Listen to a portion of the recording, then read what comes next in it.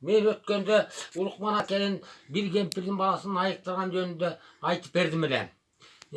Emi özünün balaсын kanday ayıktıra alбай kaldı, oşol jönünde aytıp bereyin.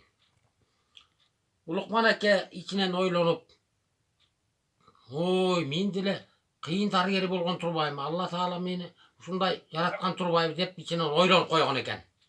Anam bir günü bala bakırası menен oturup semis etkini soyup alıp anan etki ayabay toyup bütkөндөн кийин balası ыйлап суу ичем деп anam mustак sudan içip ийгенде баягы etkinin mayı jumuruna toңуп kalıptır.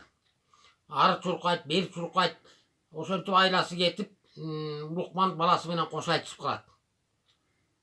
Anam bir günü darı jasayın dep эле элменди alıp kelip эле жаңыдан дары жасайын деп атканда эле баягы эчкинин майы тиги элменин үстүнө түшүп кеткенде эрип кетет кадимкидей. Эрип кеткенде ошондо өкүнөт. Кап, мен бекер кылган турбайбы, бекер айткан турбайбы. Элменден эле кызыл кайнат берип койгондо эле балам айыгып кеткен экен деп өкүнүп калган экен Улукман аке. Ошентип баласынан кошо айтышып калыптыр.